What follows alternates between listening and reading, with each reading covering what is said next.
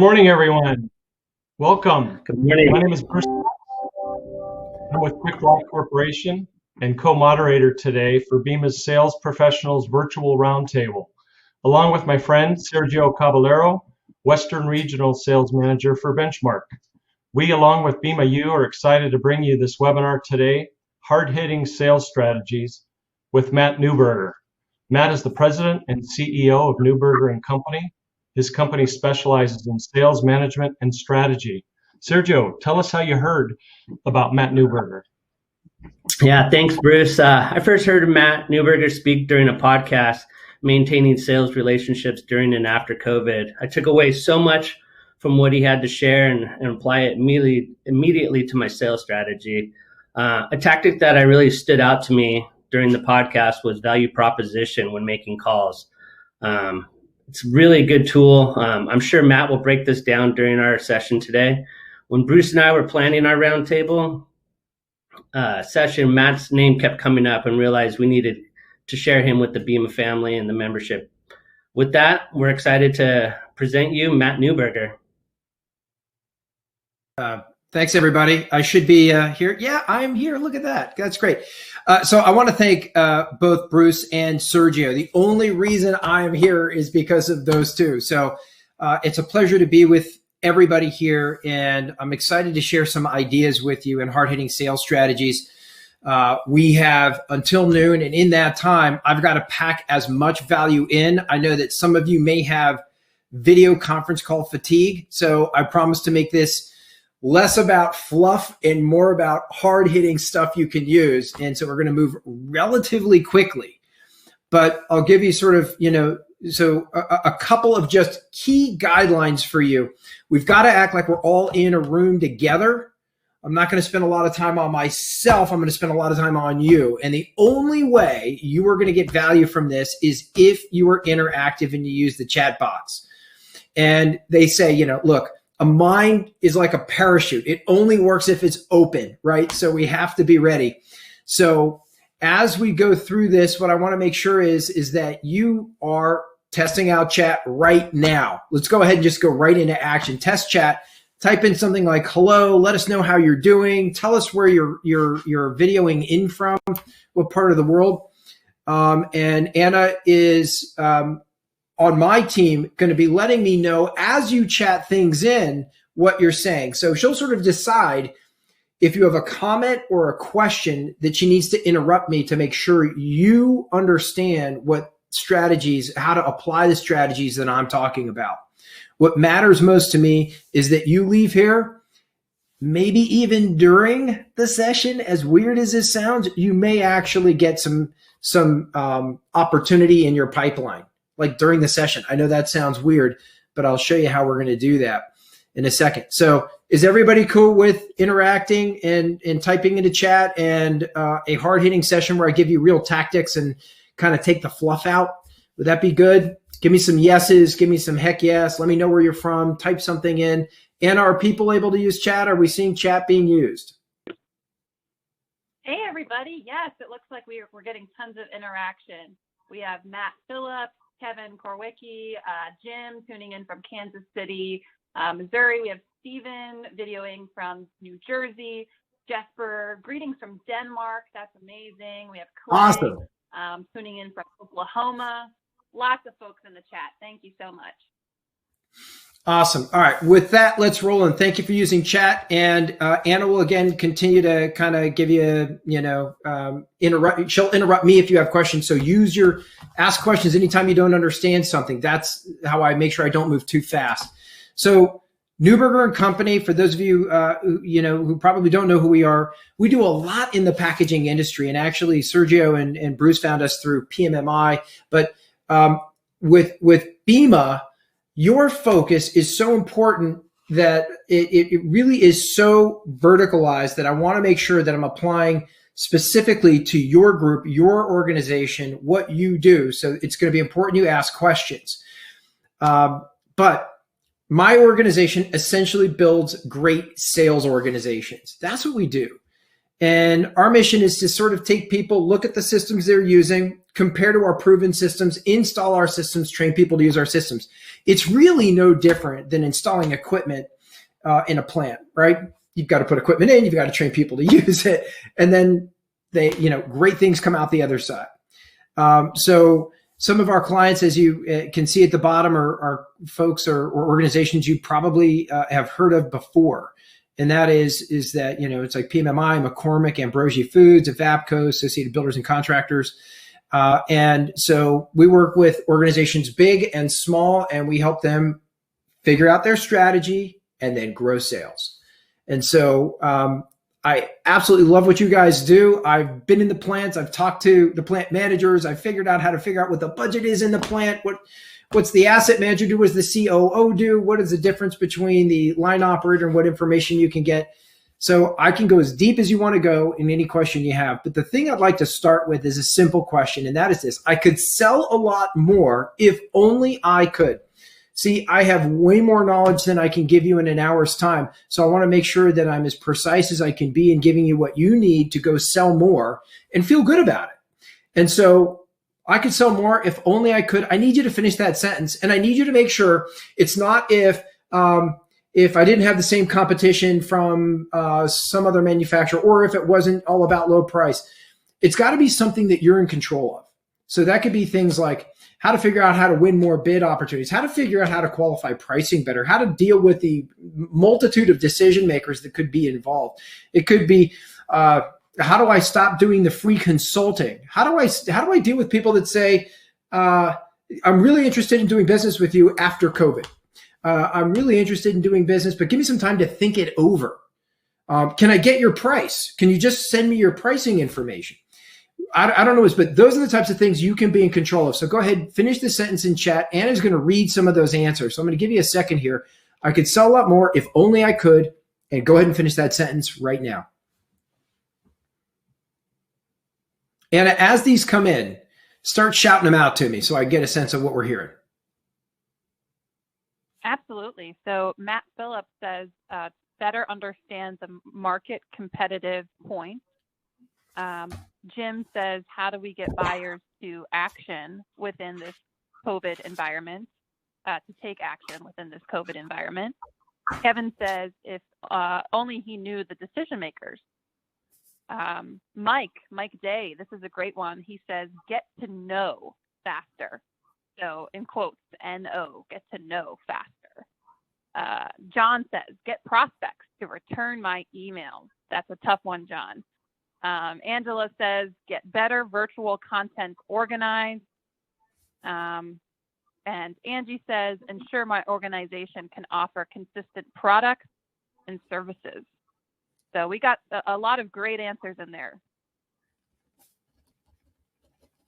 Sorry, I'm taking notes here really quick. So the last one, that was Angela, is that right? Yes. The better product and services? That was Angie.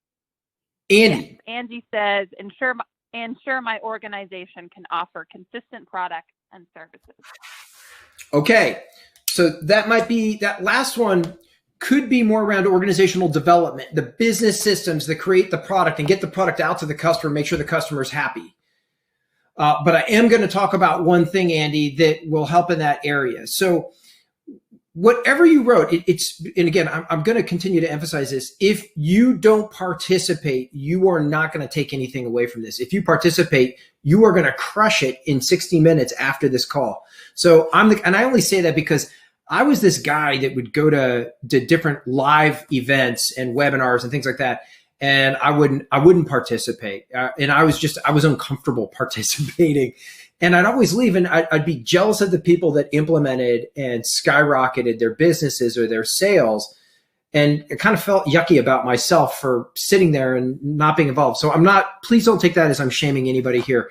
But what I'm doing is I don't want anyone to leave this call feeling bad, like they missed an opportunity. So please make sure you're participating in chat, because I will respond to you. And I will give you a way that you can, if you have a question and we can't get it answered here, that you can follow up with us.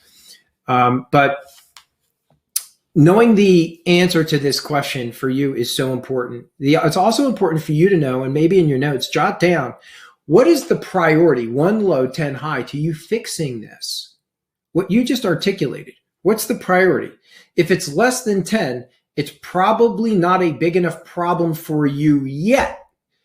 And you're going to have to either focus on something else or redetermine that this is an area you've got to fix. Sometimes we soften problems, and when we say, it's not that bad, right? It's like almost like saying, I should exercise, right? We haven't stacked enough pain against it to take action. So it should be 10 like stuff that you're talking about. And then second is you should be able to articulate a cost, a financial cost, and it doesn't have to be accurate. It just has to be your gut intuition feel. Like, what is it costing not to fix this problem? And so, just shout that aloud in your head. This problem that I've just articulated is a 10, and here's what I think it's costing. And the only reason I say this is because I want to stack the focus for you on getting this fixed. And if it's anything less, if it's an 8 or less, it's a nice to have, and it's probably not going to get fixed. And that would be a bummer to not get that fixed.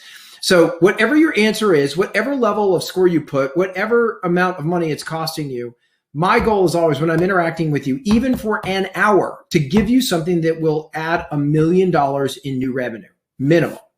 So that's my goal for you. So if it's anything less than that, pick a better problem.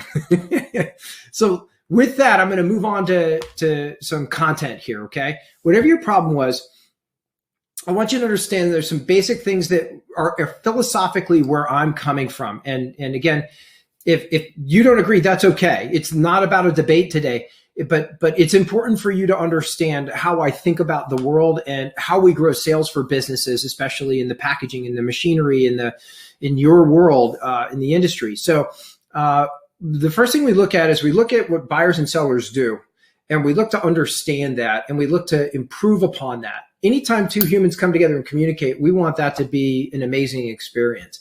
So the problem is that when we're selling, a lot of times we experience something that I'll call wimp junction. And that means that the prospect has a strategy. And as you know, the salesperson also has a strategy. And the prospect's first strategy is to mislead. And if you want to type into chat, I'd love to know what you think. But why do you think prospects mislead us? Why do people say I'm the decision maker when they're not? Why do they say, it's looking pretty good, you should get the business, and then they don't give it to you? Why do they say, just give me your pricing? Why do they say things like, let me think about it, instead of getting to a no, right? How do we get there? Why do they not take action? Why do they mislead about that stuff? Anna, has anyone typed anything into the chat? Let's see.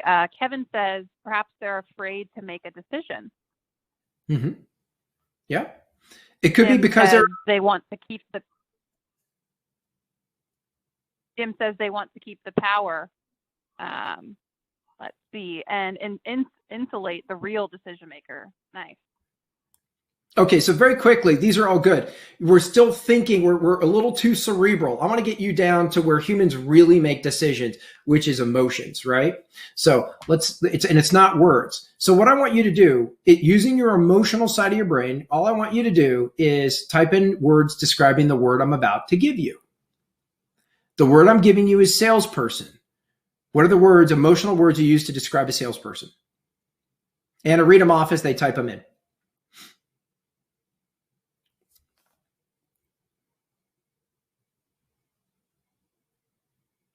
Matt says passionate. Mm-hmm. Angela says pushy.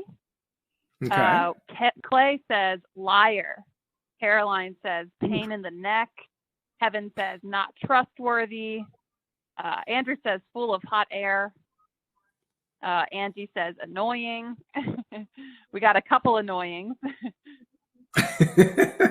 Okay, so you get the picture. So now look, if you are a salesperson and you are out to do good, passionate is absolutely what salespeople are, and a lot of salespeople really are passionate about what they do. However, all the answers after that were how prospects see a salesperson. And were those positives or negatives? They're negatives. And the problem with a negative is it's a cultural stigma, right? And a salesperson is an insect, a pest. And the problem is that if that's my first emotional reaction to being sold, which is annoying, doesn't have my best interests, pushy, right? Schemy, liars, whatever it is, I'm going to mislead to protect myself. So I don't want you to be, it's kind of like, don't hate the player, hate the game. As long as you understand that when you are selling, your prospect has a mental framework for what a salesperson is, and it has nothing to do with you, but maybe it has to do with how they think about salespeople. Okay? So what I want you to understand is as long as I understand this, I don't have to be angry that prospects are doing this. I just have to, if I'm going to be a professional salesperson, I have to understand that mislead is going to happen, and it's not because of me. It's because of their past experiences or their philosophies about salespeople, right? I was at a Motorola conference, and literally I get there, and I'm the speaker of the event. And one of the major Motorola dealers comes up to me, and he shakes my hand. He says, "You're the sales guy, right? You're going to talk about sales." And I said, "Yeah." And he stuck out his hand. He shook my hand, but he held on to it. And as he held on to my hand, he said, "I hate salespeople." And I said, well, I'm a salesperson, so you must hate me, right? And he's like, "No, you all make an exception for." And I'm like, "Well, why me?" And we had this really interesting conversation about his philosophies and hating salespeople, but it's really just this weird framework he has around salespeople. You're going to encounter that, but it doesn't mean they hate you, but they will mislead you. Does that make sense? So I'm going to go back to some philosophies really quick, and I'm going to move fast through these. So again, you may want to write these down. When we talk about Wimp Junction and the buyer-seller dance, we're talking about the prospect strategy, and in that strategy, misleading about the level of interest they may have. They then gather information, and the reason that they gather information is because it's valuable. We also believe that prospects a lot of times will act enthusiastic but commit to nothing. And the reason that they're acting enthusiastic but committing to nothing is because they want your information so they can compare it to your competitors. But they may want to come back to you in the future and get more information from you. So they're acting enthusiastic because they may need more of your valuable information in the future, right? So you know that if you give somebody your pricing on equipment or machinery or whatever it is you sell, and there's a competitor, and your prospect wants to do business with the competitor, but your price is better, your solution's better, they're going to show it to your competitor, possibly, not always, possibly, and say, "Well, look, I'm in charge of keeping costs under control here, and your competition's less." And their good friend, who's also a salesperson, says, "Well, let me see their information. Let me see their bid. Let me see what they gave you." And then they start to ask questions. "Well, it doesn't say whether training's involved here. It doesn't say whether equipment setup's involved. This is just equipment price." So your prospect comes back to you and says, hey, he thinks, "Sergio, thank you so much for what a great proposal. You really opened our eyes to what's possible. And Sergio, it just doesn't say whether or not this includes all setup. There's nothing about warranty in here, and it also doesn't say anything about training. Can you let me know?" So Sergio says, "Of course, I'll let you know." And he gives him the information, and then when he hangs up the phone, he says, "I wonder why they called me just now and asked me that." Well, they asked you that because your competition is competing with you, and your prospect is in 100% complete control. The problem is when the prospect is done and they've gotten all the information they need, they decided to go with your competitor, the last thing they do is typically hide. Look, it's no longer valuable for them. They don't need anything from you, so they might hide in the situation. Now, I'm not saying that's always the case, but it's the case a lot of the time. And if you've ever done this, is anyone here, type in the chat, have you ever used this buying strategy when working with somebody? Like you went to buy a car, you went to the dealership, and the first thing you did was you misled a little bit about interest. You then gathered a bunch of information. You acted enthusiastic, but you left. You went and compared the price to a different dealer. And then when the dealer called you back, the one you didn't buy the car from, did you hide? So again, not all the time, but some of the time. Has that happened? Anna, let me know if anyone's saying yes to that one. The traditional strategy that we see that salespeople are typically using is 4 steps: generate interest, ask questions, present, and then overcome stalls and objections. And then lastly, close and chase, or try to close and chase. Now, listen, there are certain situations where people have just decided they're going to do business with you already. I'm not talking about those. I'm talking about if you want to be at the top of your game, what you've got to be able to do is to win the business that wasn't going your way.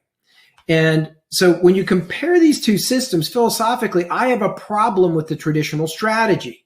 Because when I look at if a prospect is misleading me and I'm trying to generate interest, they're going to win. When I want to ask questions, but they want to gather information, they want to ask questions, they're going to win again, because it's going to seem rude and distrustful if I say, look, I'm not interested in answering your questions. I just want you to answer mine. That's going to be an uncomfortable situation. And if I then go to present and they're acting enthusiastic, I think I'm winning, but what they're doing is gathering all my valuable information.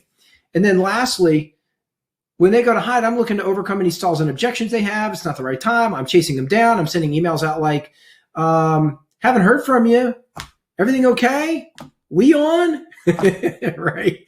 And I'm chasing. The problem is at the end of this system, I feel like a pest.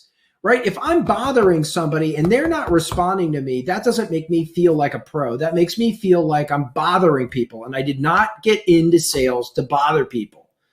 As a matter of fact, I got into business in sales to help people. When I don't feel like I'm doing that, my job's no longer fun. Can anyone relate to this? Yes or no? Just type in yes if you relate. So what I want to talk about is a way of fixing this. So in the strategy that I'm sharing with you, we essentially talk about 7 things you have to do in order to avoid Wimp Junction. See, when we're in Wimp Junction and these things are happening, we are wimping out on our goals. We're wimping out on the sale. We're wimping out on telling the truth. We're wimping out on everything we got into business for. So what I want to do is I want to erase the old system and I want to replace the salesperson system philosophically with 7 things. Build trust by becoming disarmingly honest. Not being honest, disarmingly. Like you're so honest, they don't know how to respond. Next, every conversation begins and ends with expectations. Clear expectations for all parties, which include, to our one comment that was made earlier, which include both a clear yes and a clear no. It doesn't mean every meeting is a clear yes, I'm buying, but it means it's a clear yes to a next step. So we set expectations. I'm going to give you the 5 things I want you to have in expectations. I want you to write these down. Purpose, agenda, time, and outcome, which includes a yes and a no. That's what I mean when I say start every conversation with that, end every conversation with that, and you will no longer have people hiding on you. And if they do, they've broken their contract, and now you can decide what you want to do, whether you want to continue to work with them or disqualify. The next is I want to make sure that in the pain section that I've understood compelling reasons for us to do business. Do they actually have the problems that I am an expert at solving? I shouldn't be talking to people that I'm an also-ran. I should be talking to people that I can make a massive difference for and only them. And then I should be qualifying to make sure that they actually have the types of problems that I solve. Look, when I meet with a company, the first thing I might say is, look, unless I can find $1 million worth of upside within a short period of time, it's probably not going to make sense for us to continue much beyond, figuring that out. In your case, you might say, look, unless you need to be able to have equipment that runs with consistent uptime, unless you need equipment that's easy to clean, easy to train people to operate, creates a consistent process with no leaks, no spills, we're probably not the right equipment for you. So again, I want my prospect to identify what is their pain. If they don't, I don't continue. Next, I want us to clearly understand budget. In other words, can they afford me time, money, and energy? I may have to mess up their plant for a little while to get my equipment in, if that's what I'm selling. And what I need to know is do you have the time, the money, and the energy to do that? Does anyone here, just answer aloud to yourself, does anyone here have any bad clients? You've got clients that they're making it harder for you to help them. Well, what I would tell you is it's not a pain problem usually, it's a budget problem. We didn't qualify 2 things, time and energy. Most of us get the money part, but a lot of us don't get the time and energy to be a good client. And if they don't have time budgeted for that, you're going to find yourself frustrated with a bad client. Not their fault, not yours, but you're going to be angry at them. And then you're going to feel guilty about it, which is a whole weird thing that's not going to help you grow more sales. So I qualify pain, I qualify budget. And the last thing is I qualify decision. How is the decision going to be made?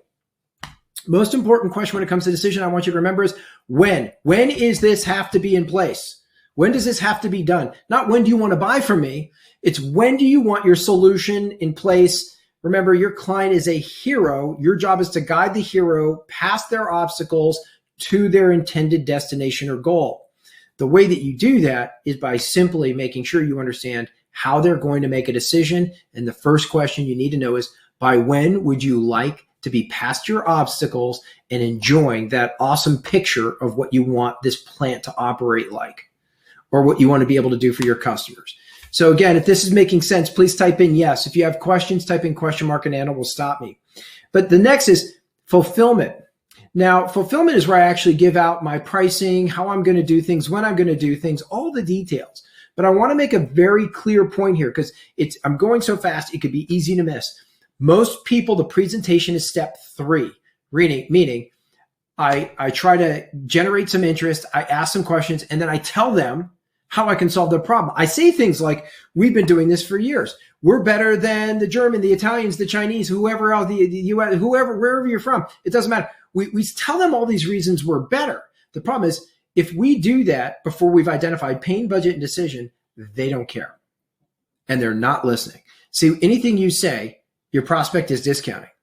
Write this down. People never argue with their own data. So I need to get the data before I can make the presentation.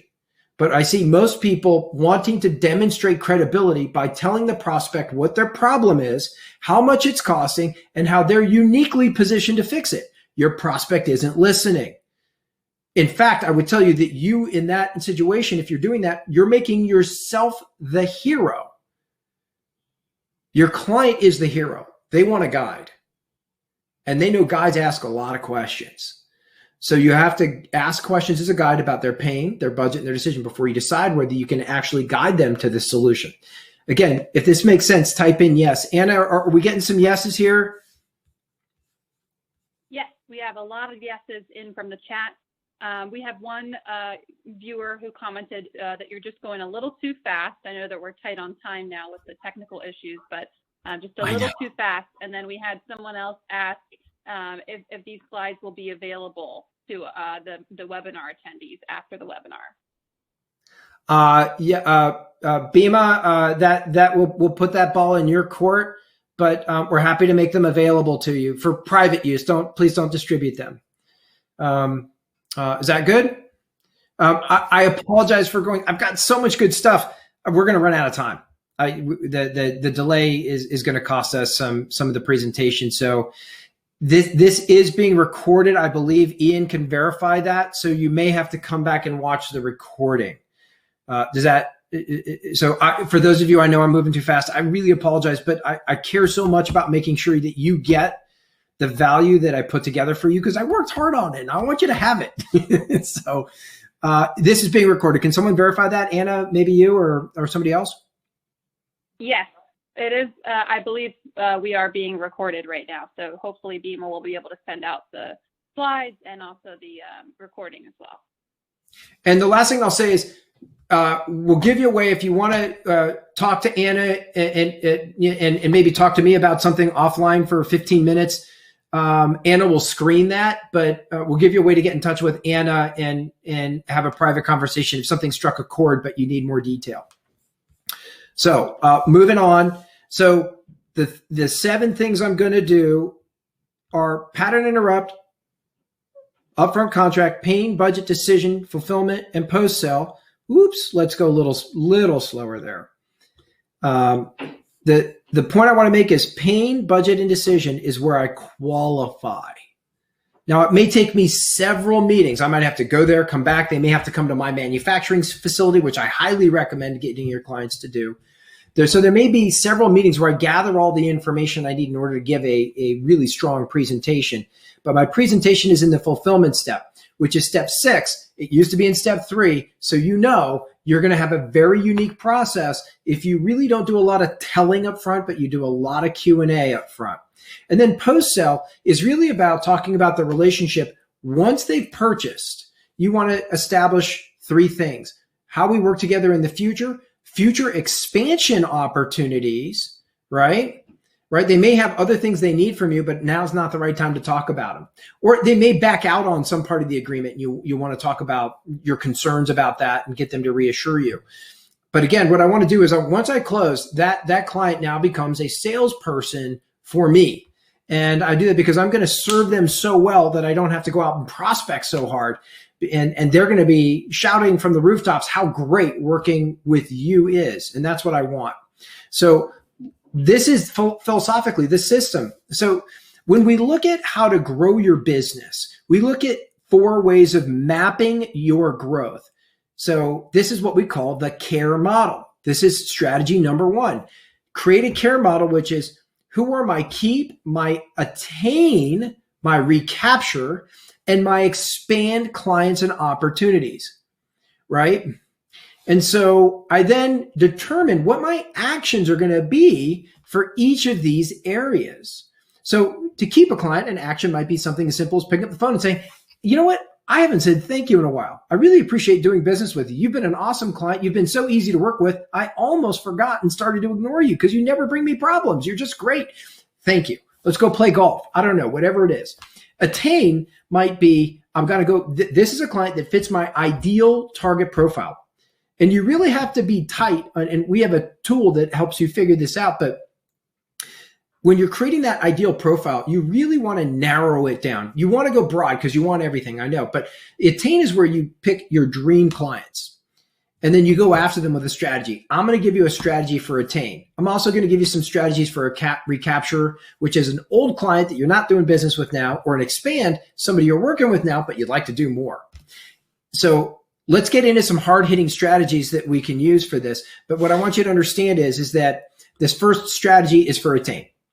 And here it is. If you are not on LinkedIn, please get a LinkedIn account. LinkedIn is a Rolodex. It is the modern day version of a Rolodex. And I know I've talked to some people and they say, I'm not doing that LinkedIn. I hate social media. I get it. There's a lot of reasons to hate social media, but social media is just a tool.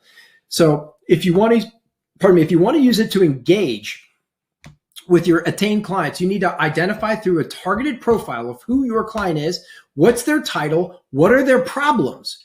And then what you do is you connect with them on LinkedIn. And then when you do that, see this little camera that is circled on the bottom? If you go to your new connection, let's say your new connection is Johnny Nickelplitz, and Johnny Nickelplitz is now a connection. He accepted your request to connect.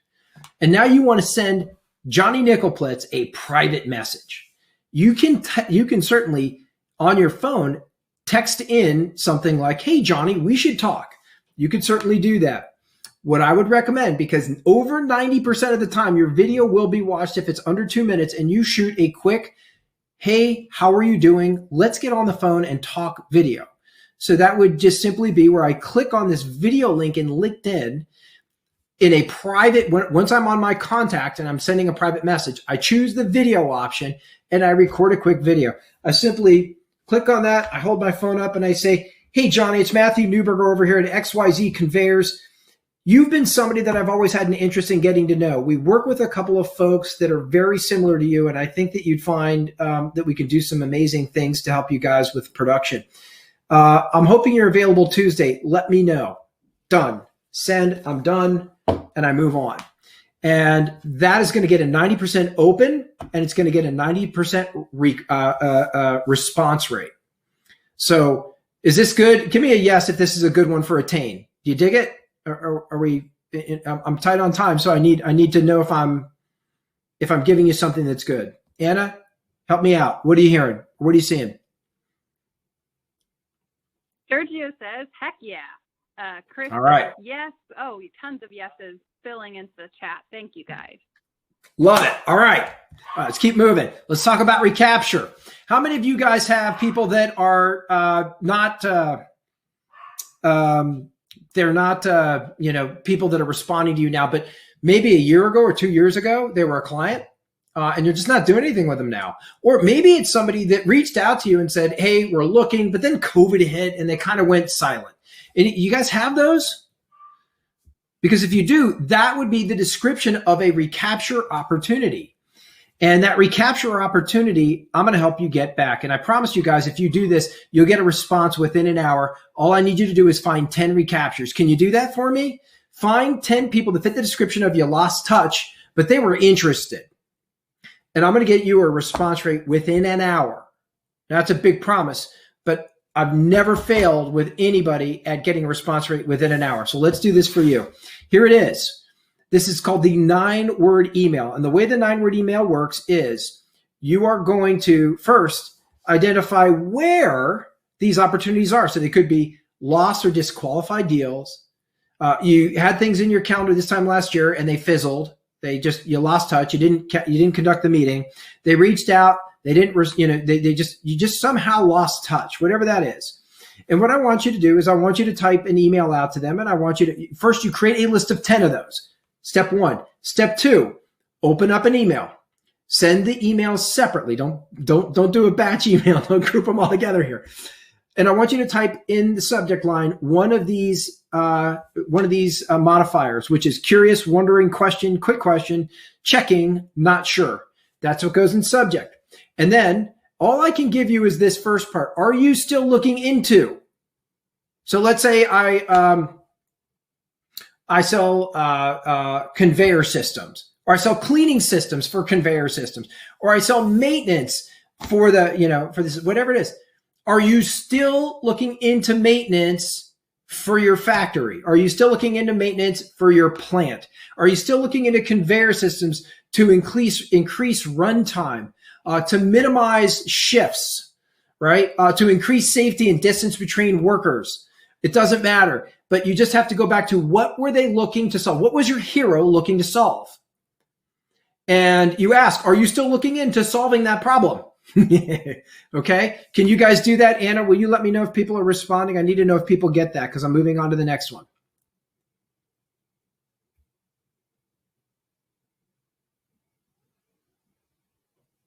I'm not seeing anything in the chat yet.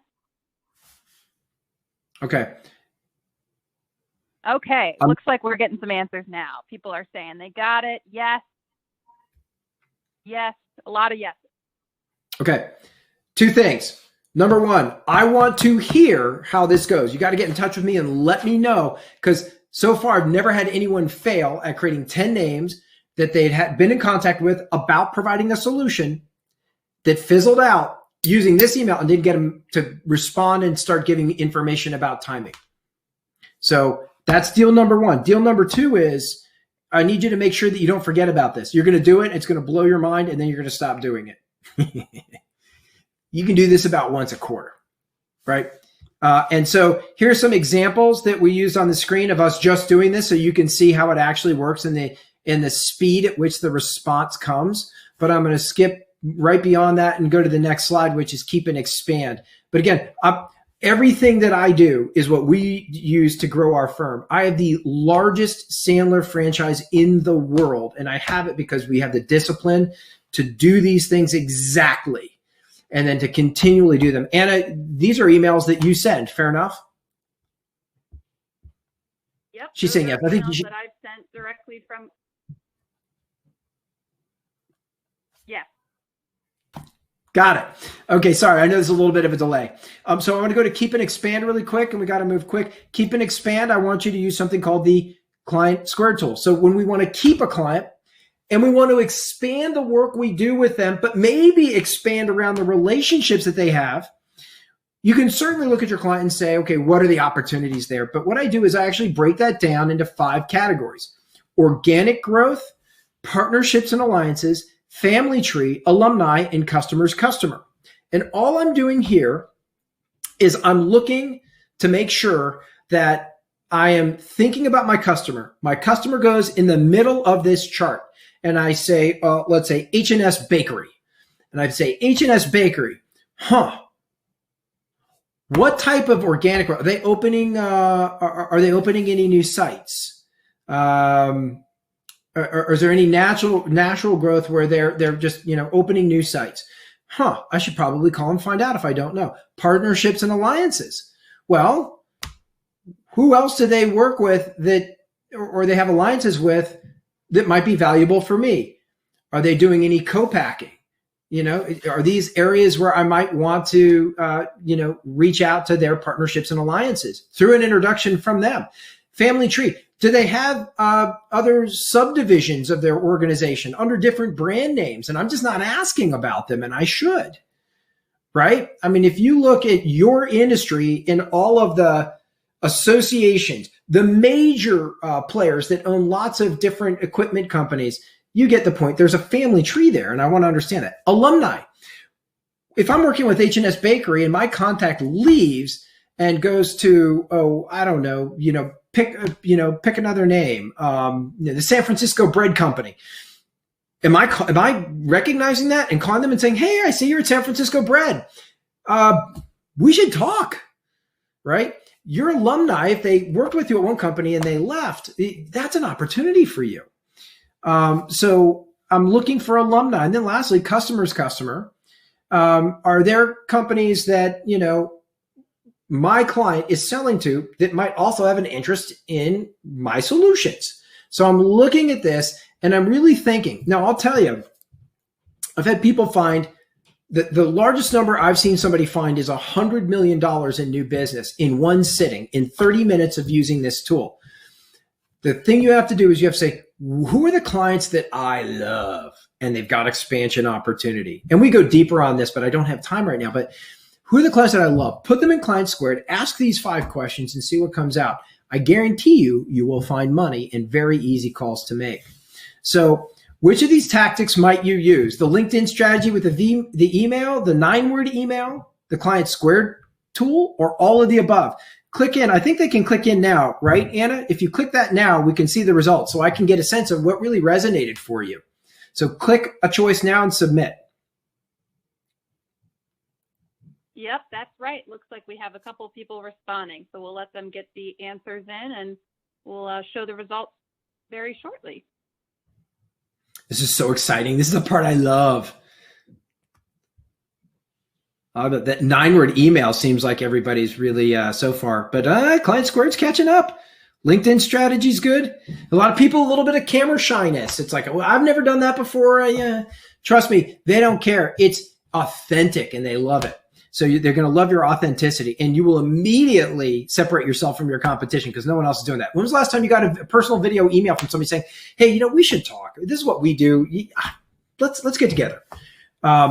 You'll be blown away. Wow, this is incredible. Is everyone seeing these results at the bottom, Anna? So, Matt, it looks like we have most of the results in. So if you just go to the next slide, yep, looks like we got most of the majority of people here are saying all of the above. So that's great. You guys are rock stars. Thank you. This is I'm just glad this is providing that value for you. So this would normally be the part where we do a lot of Q&A. We're not going to have time. As a matter of fact, let me see my calendar for a sec. I don't know that I have time, Anna. Let me see if I can. I can stay on for another 10 minutes. So I will stay on for Q&A. Let me give the commercial. I want to let Sergio and I want to let Bruce come back and pour some love at you guys for sticking with us through a little bit of technical difficulty. And then I'll go back to Q&A. But so if you want to speak with me because I went too fast and you really want to nail this, I'm happy to do that. Look, you don't have to become a client of ours. If you're a right fit, I'd love for you to become a client of ours, but that's not the goal. I love helping people. And the reason that you guys are here is because I got to help Sergio and Bruce a little bit before. So if you want to schedule time, there's a Calendly link below, and Anna will ask you some questions to figure out if it makes sense for us to talk, or maybe she can just answer your questions for you. The other thing I would say is if you want to take a next step with us, we do something called a vision event every year. So I traveled around the world with Tony Robbins for a year. And what I found out was, if you want to be a great salesperson, you want to be a great manager, you want to be a great business owner, you want to be a great anything, you have to tightly associate all the things you have to do every day to your personal goals and then align those with your business. So what we did is we created a video series with downloadable tools to get you right on your goals before you go out to try to crush it in sales. And then we culminate that into an event that we do in December, and that'll be in December 17th. And this year it will be a virtual event. Usually it's live and we pack the room, but this year it'll be a 3-hour personal event. And we're going to get you perfectly integrated. All the head trash, all the negative beliefs you have about yourself that prevent you from selling more, we crush them. We get them out of the way. You're going to see the world in a new way. If you want to do that, you get our client price. All of our clients that attend, it's $45. It's the videos, the downloadable goal setting tools. You can start using it as soon as you sign up. And then you can attend our live virtual event, which is going to be over 500 people. So if you want to do that with us, you want to have some fun, please do that. You do not have to. That's only for people that really want to kick tail at setting goals. And then lastly, if you want to talk to me and spend 15 minutes with me, Anna can schedule a call with Anna, and she'll just, again, ask some questions to make sure. So I will stick around until 12:10 to answer questions. But Sergio and Bruce, I want to thank you so much. And Ian, I can't imagine the bullets you were sweating while all this was going on. Just know that I was there with you, buddy. It happens, and it's stressful for everybody. But man, what a freaking dynamic team that got us back up and running. I'm so appreciative for that. So Sergio and Bruce, I'm going to turn it over to you for thank yous, and then I'll stick around for questions. Hey, Matt. Thank you so much. Despite those technical challenges, holy smokes, you did awesome. You delivered. You gave us some great content, some great takeaways, great sales tips. Thank you so much. We appreciate all you did today. Sergio? Yeah, thanks so much. A lot of information, a lot of quick, little 10-minute break in there that always throws a curveball into everything, but you did awesome. Again, we're so thankful for having you participate in doing this, and thank to all the BEMA family out there that came on, logged on, And the other thing I just want to remind everybody on the call, there is BEMA virtual roundtables coming up. So make sure you go to the BEMA website and log in for those and get registered for those. And, stay safe, everybody out there, and hope to see everyone soon, and hopefully not through a computer, actually in real life. So, right. Yeah. Awesome. So we'll turn it back over to you, Matt. Go ahead and Q&A it. I think Anna's got that part handled. Is there any questions in there? I don't know yet. So, Anna, we'll wait to hear from you. Any questions and or comments and or insights? It takes people a couple of minutes to chat, so we'll give them a second here. Meantime, what a great platform, BEMA-U. So, Serge and Bruce, is this something that this platform people can subscribe to and constantly come back and get videos and education? It's generally for the members of BEMA. Emily does a great job. We've done a lot of different things with the BEMA-U. She's gone, for us, she actually came out to our facility last year when we were having a sales meeting, and she did a whole BEMA-U kind of just seeing I forget what it was called, but it was like insights, and we went through and figured out what color you were, whether you're green, red, yellow, or blue. So it was good. I had done it 3 years prior to that, and I was really yellow. And this time she said I changed a little bit. I was a little bit more yellow green. So, it's just kind of interesting over, I think, about 3 years of doing it, different times of doing the insights of myself, it was kind of good. But they offer a lot of good things to the members, and that's, what makes them so powerful and such a good group to work with and easy to work with. So, yeah, so people should sign up for that. I think that's sort of like a personality profile, right? Sort of like your behavioral profile. That is correct. So, there's other stuff that. So yeah, I highly recommend that people take advantage of that, because a lot of people are not self-aware in a meeting or when they're selling. And you tend to look at the world through the lens that is you. So that works great if you're selling to people like you. But the other kinds, it's a little harder. Right. Yeah. When you're a yellow and you're trying to sell to a red or to a blue or to a green, it's a little different. You got to change your tactics a little bit when you're, when you make that first call. Like if I was going to call Bruce as a customer, his tactics might be a little different than mine, and just trying to connect along those lines. You kind of makes you think a little bit differently. So. Yeah, it's like you're trying to be friends, and they're like, just give me the bottom line, please. It's like, oh, okay. We had Emily come out to Quick Lock as well. A couple questions. Go ahead. Yeah. Sorry to interrupt, guys. We have a couple questions here just as we're wrapping up in the next couple minutes here. So Kevin asked, email versus phone calls. Email has history. Phone calls seem to be chasing your tail. I'm not entirely sure what Kevin means by that, but I guess he's asking, email versus phone calls. What medium do you see the most response, and what seems to be most efficient? It's a great question, and what the answer is that it's not. Some people are phone and some people are email. Kind of to what Sergio and Bruce were just talking about. Depends on your client. So what I recommend is that you have a cadence, meaning email, phone call, send an article, right? LinkedIn message, right? 9-word email. That's how you're going to find out. Some people are email, some people are text. Here's what I will tell you. If you make it a long email or a long voicemail that is informational, they will not respond. And it's not because they don't like you. It's because if you look at your inbox every day, you get a lot of stuff. And so you're very quickly asking yourself a couple of questions when you see an email or voicemail. Do I know this person? Can they provide me with any value? And if the answer isn't discernible within a nanosecond, they delete, right? We've all done that, fair? So my answer to you is keep that cadence. But if I'm leaving a voicemail, it's going to sound like this. Hey, Bruce, Matt over here at XYZ Conveyors. Bruce, I'm actually going to be, moving around a little bit today. Here's my cell. If you could give me a call back, your convenience. Thanks.